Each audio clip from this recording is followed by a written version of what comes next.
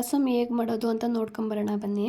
ಒಂದು ಸ್ವಲ್ಪ ಹುಣಸೆಹಣ್ಣು ತೊಗೊಂಡು ನೀರೊಳಗೆ ಹಾಕ್ಕೊಂಡು ಹುಣಿಯಾಕೋಬೇಕು. ಸ್ವಲ್ಪ ರಸಮ್ಗೆ ಏನೇನು ಬೇಕು ಅಂತ ಅಂದರೆ ಸ್ವಲ್ಪ ಮೆಂತ್ಯ, ಬೆಳ್ಳುಳ್ಳಿ, ಮೆಣಸಿನ್ಕಾಯಿ, ಇದು ಖಾರದ ಮೆಣಸಿನ್ಕಾಯಿ ಮತ್ತು 2 ಬೇಡಿಗೆ ಮೆಣಸಿನ್ಕಾಯಿ ಹಾಕೋತಿದ್ದೀನಿ. ಅದಾದಮೇಲೆ ಧನಿಯಾ ಬೀಜನೂ ಕೂಡ ಅದನ್ನು ಆ್ಯಡ್ ಮಾಡಿಕೊಂಡ್ರೆ ಚೆನ್ನಾಗಿರುತ್ತೆ ಟೇಸ್ಟಿಗೆ. ಹಾಗೆ ಸ್ವಲ್ಪ ಜೀರಿಗೆ 2 ಸ್ಪೂನಷ್ಟು ತೊಗೊಂಡಿದ್ದೀನಿ. ಹಾಗೆ ಮೆಣಸು ಕೂಡ 2 ಸ್ಪೂನ್ ತೊಗೊಂಡಿದ್ದೀನಿ. ಅದನ್ನು ಫುಲ್ಲು ಫ್ರೈ ಆಗಬೇಕು, ಅಲ್ಲಿವರೆಗೂ ಹುರ್ಕೋಬೇಕು. ಹುರ್ಕೊಂಡಿದ್ದು ಆದಮೇಲೆ ಫುಲ್ಲು ಹೊಗೆ ಬರಬೇಕು, ಸ್ವಲ್ಪ ಮೆಣಸಿನ್ಕಾಯಿ ಎಲ್ಲ ಸುಡಬೇಕು, ಆ ಥರ ಹುರ್ಕೊಳ್ಳಿ. ಹುರ್ಕೊಂಡಿದ್ದೆಲ್ಲ ಆದಮೇಲೆ ಸ್ವಲ್ಪ ಆರಬೇಕು, ಅದಕ್ಕೋಸ್ಕರ ಒಂದು ಪ್ಲೇಟಿಗೆ ಎತ್ತಿಟ್ಕೊಳ್ಳಿ. ಅದು ಹೊಗೆ ಎಲ್ಲ ಹೋಗಿ ಆರಾದಮೇಲೆ ಫುಲ್ಲು ಒಂದು ಜಾರ್ಗೆ ಹಾಕ್ಕೊಂಡು ಅರ್ಧದಷ್ಟು ಟೊಮೊಟೊ ತೊಗೊಂಡಿದ್ದೀನಿ. ಅದು ಟೇಸ್ಟಿಗಂತೂ ಚೆನ್ನಾಗಿರುತ್ತೆ ಟೊಮೊಟೊ ಹಾಕಿದ್ರೆ. ಹಾಗೆ ಏನು ಹುಣಿಕೊಂಡಿರ್ತೀವಿ ನಾವು ಹುಣಸೆಹಣ್ಣ, ಅದು ನಾರೆಲ್ಲ ಬಿಡೋವರೆಗೂ ಪೂರ್ತಿಯಾಗಿ ಹುಣಸೆಹಣ್ಣ ಕಿವುಚ್ಕೊಳ್ಳಿ. ಇಲ್ಲಾಂದರೆ ನೀವು ಮಿಕ್ಸಿ ಜಾರ್ಗೆ ಹಾಕಿದ್ರೂ ಚೆನ್ನಾಗೇ ಇರುತ್ತೆ ಅದು. ನಾನು ಹಾಗೆ ಕೈಯಲ್ಲೇ ಇಸುಕ್ತಾಯಿದ್ದೀನಿ ಚೆನ್ನಾಗಿರುತ್ತೆ ಅಂತ, ಹುಣಸೆ ಹುಳಿ ಬಿಟ್ಟರೆ ಚೆನ್ನಾಗಿರುತ್ತೆ ಅಂದ್ಬಿಟ್ಟು.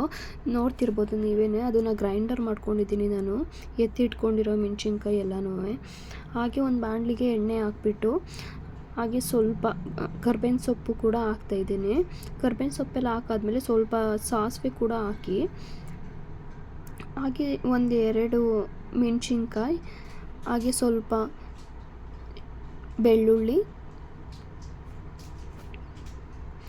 ಅದನ್ನು ಫುಲ್ಲು ಡ್ರೈ ಆಗೋವರೆಗೂ ತಿರುಗಿಸ್ಕೋಬೇಕಾಗುತ್ತೆ. ಈ ಥರ ಮೆಣಸಿನ್ಕಾಯಿ ಎಲ್ಲ ಫುಲ್ಲು ಬ್ಲ್ಯಾಕ್ ಥರ ಬರಬೇಕು, ಆ ಥರ ತಿರುಗಿಸ್ಕೊಂಡಾದ್ಮೇಲೆ ಸ್ವಲ್ಪ ಇನ್ನು ಅರ್ಧ ಟೊಮೊಟೊ ಇತ್ತಲ್ವ, ಅದನ್ನು ಹಚ್ಚಿಟ್ಕೊಂಡು ಇದ್ರೊಳಗೆ ಹಾಕೊತಿದ್ದೀನಿ.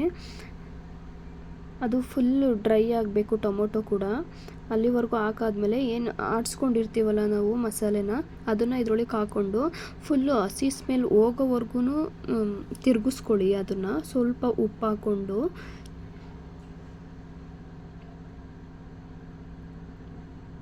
ತಿರುಗಿಸಾದ್ಮೇಲೆ ಫುಲ್ಲು ಆ ಥರ ಏನು ತಿರುಗಿಸ್ಕೊತಾನೆ ಇರಬೇಕು, ಅಂಡು ಹಿಡಿದ್ಬಿಡುತ್ತೆ ಇಲ್ಲಾಂದರೆ ಜಾಸ್ತಿ ಉರಿ ಏನಾದರೂ ಕೊಟ್ಟರೆ.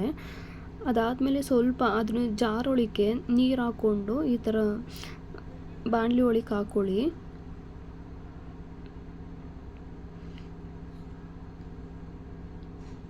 ಬಾಣಲಿ ಮೇಲೆ ಹಾಕ್ಕೊಂಡಾದ್ಮೇಲೆ ಸ್ವಲ್ಪ ನಿಮ್ಗೆ ಎಷ್ಟು ಬೇಕೋ ಅಷ್ಟು ನೀರನ್ನು ಕೂಡ ಹಾಕ್ಕೊಳ್ಳಿ. ನೀರನ್ನೆಲ್ಲ ಹಾಕಾದ್ಮೇಲೆ ಟೇಸ್ಟಿಗೆ ಎಷ್ಟು ಬೇಕೋ ಅಷ್ಟು ಉಪ್ಪು ಕೂಡ ಹಾಕ್ಕೊಳ್ಳಿ. ಅದಕ್ಕೆ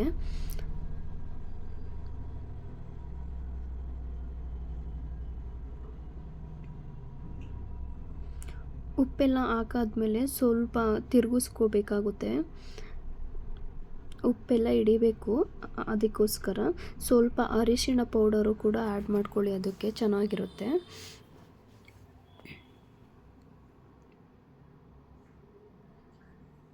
ಅದಾದಮೇಲೆ ಸ್ವಲ್ಪ ಕೊತ್ತಂಬರಿ ಸೊಪ್ಪು ಕೂಡ ಮೇಲ್ಗಡೆ ಹಾಕ್ಕೊಂಡು ತಿರುಗಿಸ್ಕೊಳ್ಳಿ. ಟೇಸ್ಟ್ ಮಾತ್ರ ಸಖತ್ತಾಗಿರುತ್ತೆ.